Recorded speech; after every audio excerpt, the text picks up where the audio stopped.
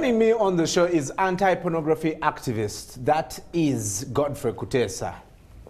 Good morning. Good morning. How Good to see you. Good to see you again. It's holiday time, yes. And when I see that, I know you're in action. Indeed, you're definitely in action. Indeed. First, paint a picture for us. How bad is the situation? The situation is not good at all. But you know, when I keep on talking, a lot of people think that I'm just, I cannot say it in English, Kujubisa. Exaggerating. And there's nothing to take a You know, I've been sharing, I've got a group of mothers that I share with on a platform every now and then. And I was sharing with them yesterday about today's current situation, how our kids are being lured into sex trafficking. What brought me here today is to talk about online sex trafficking and how you, the parents who are watching in today, you're a parent, you told me, how you can be able to identify the red flags. A lot of people, when you talk about sex trafficking, they try to imagine, let's say, we're putting someone in a container and then they ship them to Asia or something like that. Yeah. That's what it comes to mind, because that's what they think. But sex trafficking is just within us. It's just within us. Why? Because, first of all, I want us to look at the definition of sex trafficking. What is sex trafficking? Sex trafficking, when you look at it, there are two different words that many people confuse. Sex trafficking and then sex exploitation. These are two different words. And then sexual abuse. So this is what I wanted to say. Sex trafficking and sex abuse. When a child is sexually abused at a young stage, they stand a very big chance of being sexually trafficked. Now, sex trafficking is different from sex abuse. But with sex abuse, one feeds the other. Now, when your child stays at home, your little daughter stays at home, and she is sexually abused, she lies a very big chance of being sexually trafficked as time goes on. Because the sex traffickers, who you call the pimps, there are two types of pimps that I want to tell you today. The first pimp is the Romeo pimp, and then the other pimp is what we call the guerrilla pimp. The Romeo pimp. These two pimps are very dangerous, but the most dangerous pimp or the most dangerous sex trafficker is the Romeo pimp. The Romeo pimp, like I used to be, the Romeo pimp manipulates children or manipulates girls by the psyche, by the head. They just lie the kids. They look at the vulnerability of the child. When they're chatting, let's say they're online, that's why I say online sex trafficking. When, let's say, your daughter keeps on chatting online and, you know, they are sharing messages, they are sending back and forth. The other guy can start by saying, why are you not happy? And then the daughter replies that I'm not happy. Mom thinks I'm still young, I'm no longer young. And then the other one takes that advantage. Why? Because they are kids who you think they have got everything, but actually they don't have everything. Even if they're in a very big family, they stay in Muyenga, whatever it is, a Romeo pimp can manipulate your daughter. Why? Because they look at the vulnerability of the daughter. Yes, you've given everything. But then there's one thing that is missing, the independency. And you know, as girls keep on growing up, they want to be independent, they want to make their own decisions, they want to make their own choices. So if you, the parent, you are caring and you're trying to, to try to shield, and you're trying to say, Joel, Linda, why are you doing that? Rachel, why don't do that? And say, and then that pisses her off. Yeah. And then the other one who comes in like a boyfriend, the Romeo pimp comes in like a boyfriend. It comes in like a boyfriend, actually, to provide what you, the mom or the dad, is not providing. A phone, exactly. A car. Not so fast, by the way. Not so fast. Let's say if a kid is in school because they cannot get a car, because you start asking questions. Why did you get the car? So, but they start with giving pocket money, and then later they move on to the next level of let's say providing a phone. They provide the airtime. They provide these goodies. When it's her birthday, they provide very expensive things. You understand? That's a Romeo pimp. But then the guerrilla pimp, we don't have many of those ones here, apart from the renegade. We have what we call the renegade. You have to learn this language. This is yeah. I mean, how do you know the renegade, apart from the renegade prostitutes. Renegade prostitutes, these are prostitutes that you see around town or on the streets who don't have a pimp behind them. They are solo. Yeah, they run solo. But one reason they must have run out of, a clique. There's what we call the square. So they might have run out of a square because the pimp was taking too much. But now, So they want to make their own. Yeah, you're taking me away from where I was. The gorilla. The gorilla. So we don't have a lot of gorilla pimps here, but gorilla pimps are very dangerous. Why? Because they physically coerce. They physically coerce and they threaten. Let's say you are boyfriend and girlfriend, and then you short. Let's say short when you're having sex and what. So what happens with the gorilla pimp? He uses those photos. He says, "I'm gonna post them online." Wow. Yes, I'm going to post them online unless you do what I tell you. So they start controlling you from remote. We've got what we call the automatic. The automatic is a situation whereby, let's say a pimp tries to control, you can be like around in town. But when you have got girls, let's say in Bondiwojo, you've got girls in Kasese, you've got girls in all these districts. And then you can control them even when you're not around. But you put what we call the mama. They call her the mama. The mama is the woman. She's also she was a prostitute, but now she grew up, and then she's in charge. She's in charge, and she's supervising on your behalf. So you control these people on remote. So what happens? Coming back to what the parents can do, is this: if you cannot learn the language these girls are speaking or your daughter is using, you are going to become very, very, very out of place tomorrow. You're going to be embarrassed and surprised what your daughter is into. Because a lot of these, sex traffickers, they do not go to, let's say, YC, whatever it is. No! They come online because it's kids in the upper class that can access that. It's your daughter. In sex trafficking survives under, it's a business, by the way. It's an industry, let me say it. And when I say the sex industry, I'm talking about stripping, I'm talking about prostitution, I'm talking about a lot of these things. When you move around town today in Kampala, and you go to those massage parlors, whatever it is that, massage parlors, you will experience a lot of sex trafficking. Yeah. You can traffic someone when they don't know that you're trafficking them. You can traffic someone, you can traffic a little girl when she doesn't know that you're trafficking her. How does that happen? You show her, you give her what she's missing. That's all. And you tell her, you can just do for me this, and then I give you this. A lot of girls at campus today, when you go to around Wandege and those salons, they've got what we call the mamas, which I've explained to you. These mamas, they don't sell sex to themselves, but they are brokers to other people who want to get, In sex trafficking, there is a belief that, actually, I use also to believe that the younger the better. Mm-hmm. The younger the better. So many people want young girls. Do you understand? God forbid, your daughter is how old? 8. 8 years. So in sex trafficking, they believe that when she gets to 13, she will be good mate. They call it mate. Wow. Yeah, they call it mate. So someone can start luring your girl today, online, today. But then when they'll run after her. They come of age, they nurture them. Yeah, they nurture them, they build her. That's why you will see, let's say, after 4 years or 8 years, and then she says that I have a friend in Australia. I have a friend in Australia. And then your friend is willing actually to sponsor the trip, from the visa to whatever. You remember when we met at the embassy. And someone is willing to go there. And then when they go there, they're controlled on a remote. Why? Because now, when you get in, you can't come out unless you have what we call the exit fee. The exit fee is that, that money you're supposed to pay to the pimp. Do you understand? Pimps invest. I used to invest.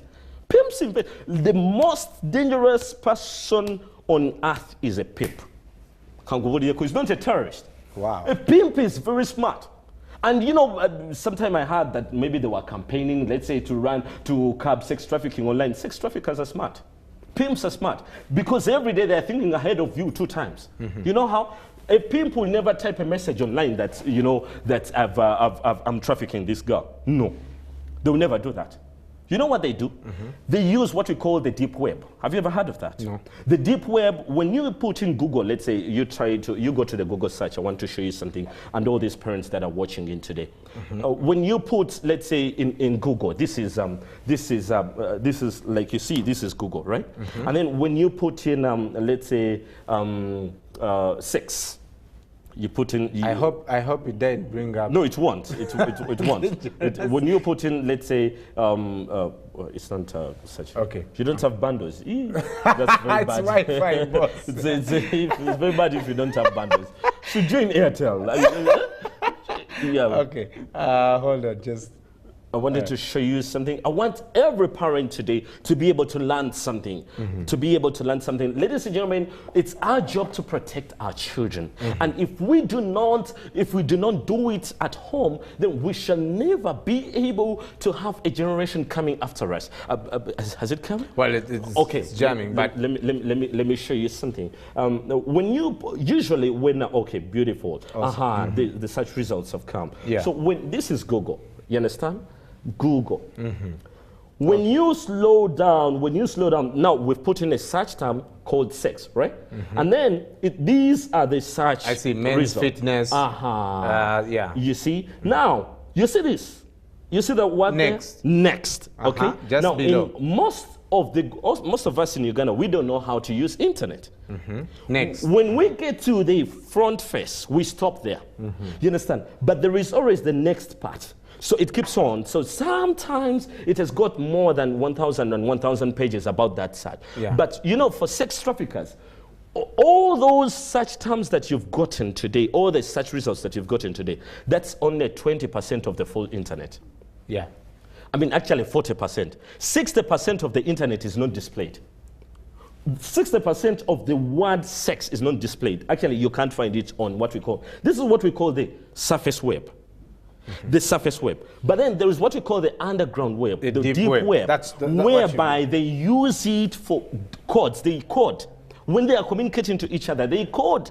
If you don't, and it's done by a software, if you don't have that software on your computer, you cannot track a sex trafficker. So, and that's what they use to that's talk what, to these I mean, girls. sex trafficking, if let's say you've gotten 10 girls, you communicate on the deep web to the buyer.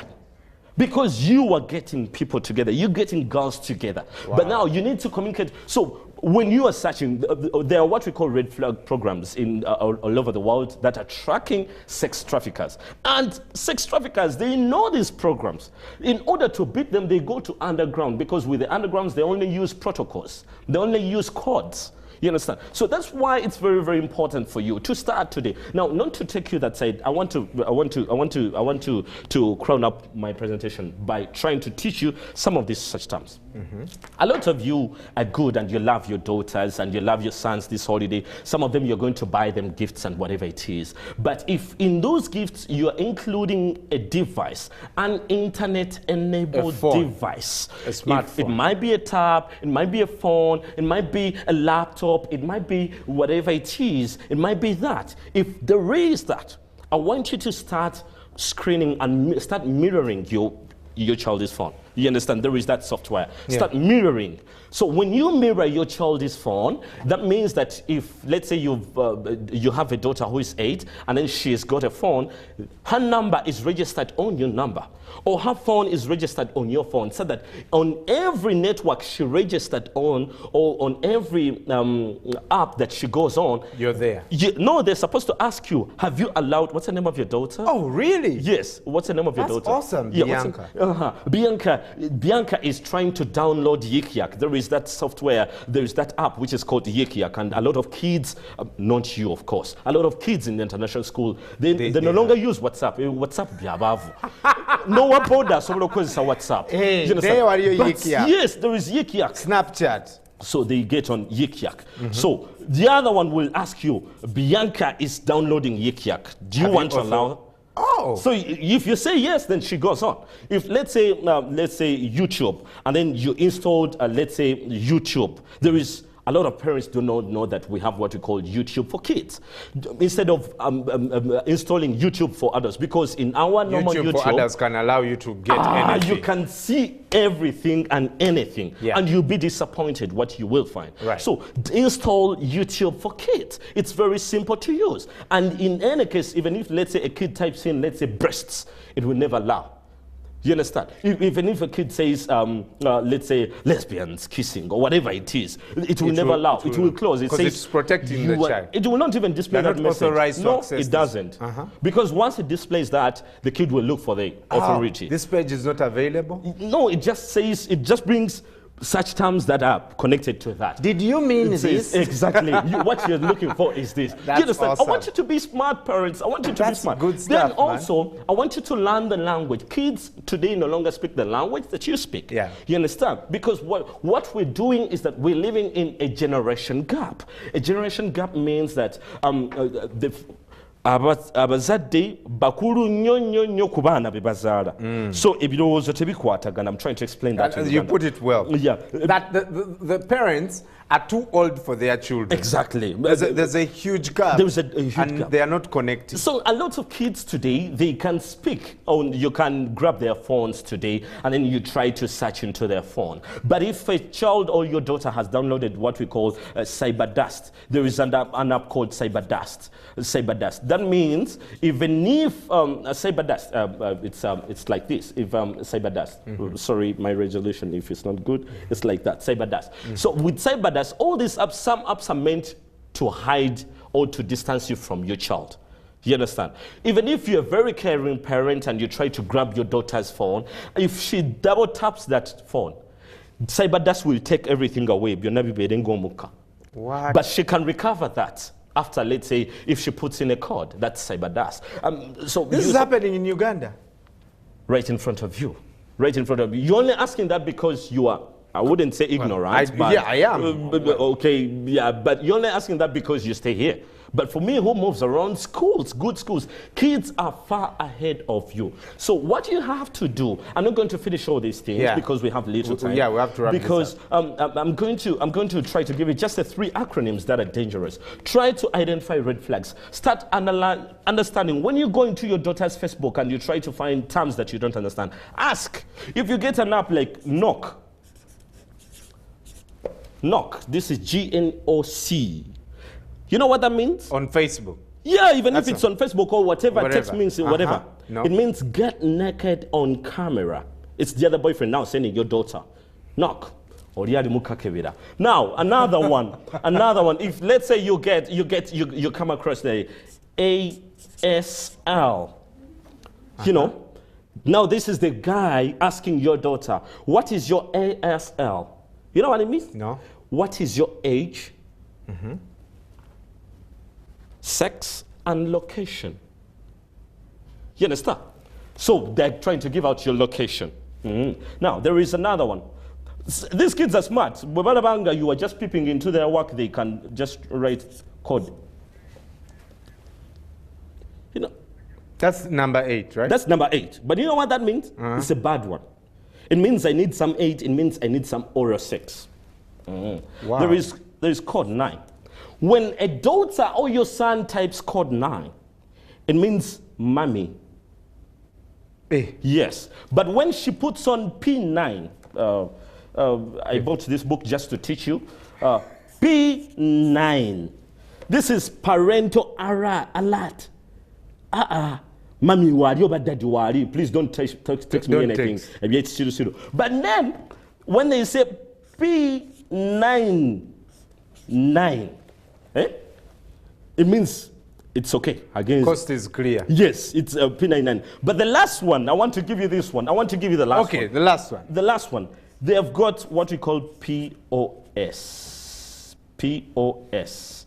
It's the most dangerous one. For those of you mothers who are, you're always peeping, let's say you're in a taxi, ngomana texting, no lingizayo kaka, so mana kulaba.